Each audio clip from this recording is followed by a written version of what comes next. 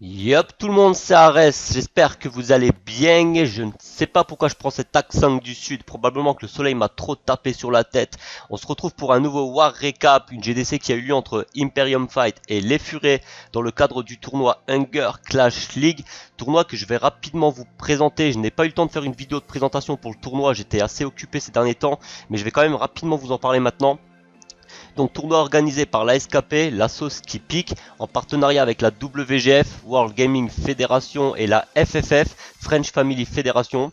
Le tournoi a débuté le 1er avril et se terminera le 25 juin. Il regroupe 32 équipes réparties en 4 poules, donc 8 équipes par poule.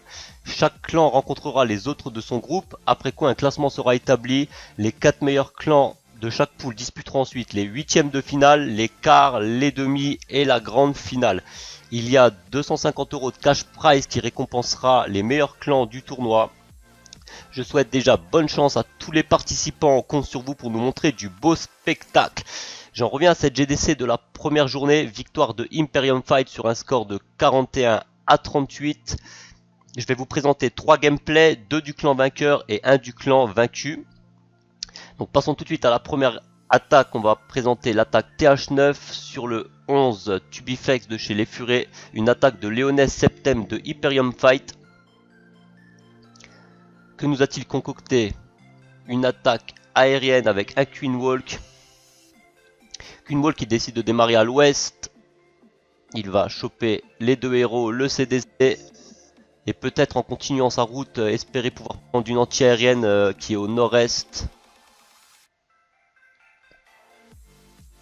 Le petit Soso qui déblaye les petits bâtiments en bas pour éviter que la reine redescende. Le CDC qui est sorti à présent, il utilise un poison pour s'en occuper. Il rage la reine. Important de rager la reine pour principalement rager les guérisseuses, je dirais, pour éviter que la reine perde des points de vie. Il vient de gérer le roi, le CDC, il va maintenant s'occuper de la reine. Il prend le HDV par la même occasion, même si ce n'est pas important, puisqu'ici on cherche le Tristar, donc prendre le HDV ou non, j'ai envie de vous dire que ça n'a vraiment pas d'importance. Le roi maintenant qui vient dégager les bâtiments du nord, donc la reine qui a priori va plutôt continuer sa route vers le sud, vers le sud-ouest pardon.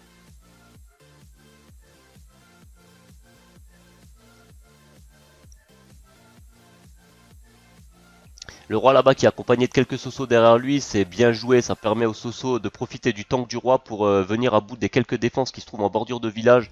Donc ça c'est très très propre pour l'instant, on voit que le taf progresse bien. Et vous voyez ici qu'il reste seulement 45 secondes, ça veut dire qu'en à peine 40 secondes, il va raser plus de 50% du village avec sa partie aérienne. Donc une attaque qui va aller très très vite, maintenant c'est assez fulgurant. Ok, ici, au vu de la structure du village et des defs restantes, il décide de lâcher les ballons plutôt en ligne pour les faire progresser vers le nord tout en avançant, regroupés les uns avec les autres. Il utilise des speeds pour les booster. Il reste masse ballon qui se dirige sur les 4 Tesla du centre. Il utilise un dernier rage pour les aider à en venir à bout le plus rapidement possible. Et on voit qu'ici il y a du clean partout. Il reste maintenant 10 secondes et c'est un gros carnage. Bravo Léonès pour cette attaque, c'est très très bien réalisé, GG à toi. Passons à l'attaque suivante, l'attaque HDV10 sur du TH11, c'est l'attaque de Bassman sur le 3. Tentative de Beastar qui va être réussie en faisant même un très gros score, il a fait plus de 60%, ce qui est quand même assez énorme en TH10 sur 11, ce n'est pas évident, sauf que lorsqu'on a affaire à des ring bases, des villages qui ne sont pas très très bien conçus, mais ici on voit que ce n'est pas le cas, c'est quand même un village assez solide avec les defs maxés. Il utilise ici un Queen Walk qui déblaye au nord-est. Deux ballons qui sont envoyés pour venir à bout de cette TDA, sûrement pour protéger le Baby Drag aussi, pour qu'il puisse faire son petit travail de clean et de funnel ici. Compo qu'on retrouve assez fréquemment en TH10 versus TH11 avec la partie Queen Walk, la partie Kill Squad avec le golem des bowlers, le roi, et ensuite les Valkyries qui sont lâchées derrière, profitant d'un saut pour aller choper le HDV. Ici il a même deux sauts pour les faire rentrer tout de suite dans le village afin d'éviter tout problème avec les CB ou je ne sais quoi, surtout qu'il y a une T2 qui protège les murs là-bas. Un deuxième saut pour les faire s'engouffrer dans le compartiment central et aller prendre le HDV. Et une attaque qui a l'air de très bien se passer pour l'instant, même si le HDV n'est pas encore tombé. Il n'y a plus de Valkyrie dans le bloc central a priori, donc c'est probablement la reine qui va aller s'occuper du HDV grâce à sa kappa.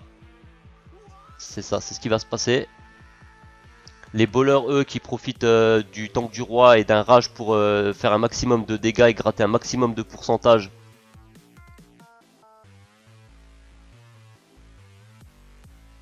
Le roi qui continue de gratter, quelques bowlers qui continuent de le faire également, et donc ça va se terminer sur un gros score.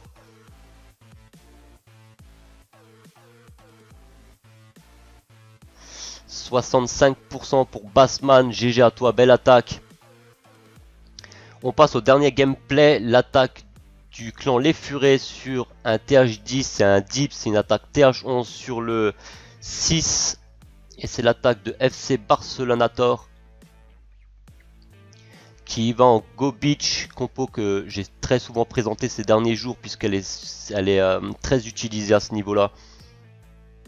Compo qui est très efficace et qui évite tout mal de crâne, qui évite toute stratégie un peu complexe. Ici c'est relativement simple, on pose quelques bowlers à droite et à gauche suivi de sorcières pour faire un travail de clean, de détruire les défenses sur les côtés du village et ensuite le reste des troupes qui sont envoyées dans le centre. Dans le centre, on envoie également les bowlers et quelques sosotes qui viennent en tank. Ça peut paraître bizarre que je dise des sosotes en tank, mais c'est pas vraiment des troupes qui sont agressives, c'est plus des troupes qui servent à tanker en faisant spawn beaucoup de squelettes partout, ça permet de protéger les troupes. Et on voit bien ici que chaque partie de la compo travaille de concert pour avancer tout au long du village. On voit bien qu'il y a toujours un maximum de troupes à droite et à gauche qui s'occupent des latérales, des latéraux, des côtés. J'ai pas envie de dire de conneries, je sais pas si on dit les latérales, les latéraux, bon peu importe. Et on voit que c'est un gros carnage, l'attaque qui est très rapide, très facile à mettre en place.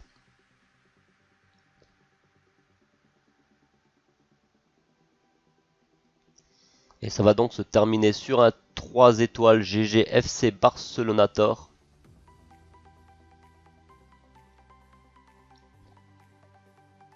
Il reste une petite dernière TDA, mais largement suffisamment de troupes pour en venir à bout. C'est ok, ça trie. GG aux deux équipes. Bravo, belle guerre. Voilà pour ce War Récap. Je pense vous avoir tout dit. On se retrouve très vite pour une nouvelle vidéo. Merci de m'avoir suivi. Et je présenterai bien évidemment pas mal de War Récap tout au long de ce tournoi sur ma chaîne YouTube. Vidéos qui seront centralisées sur le Twitter de l'ASKP, la sauce qui pique. Je n'ai pas encore le lien, mais il va m'être fourni très rapidement et je pourrai vous le partager dans la description de la vidéo. Voilà, à très bientôt. À plus tout le monde. Portez-vous bien. Bye.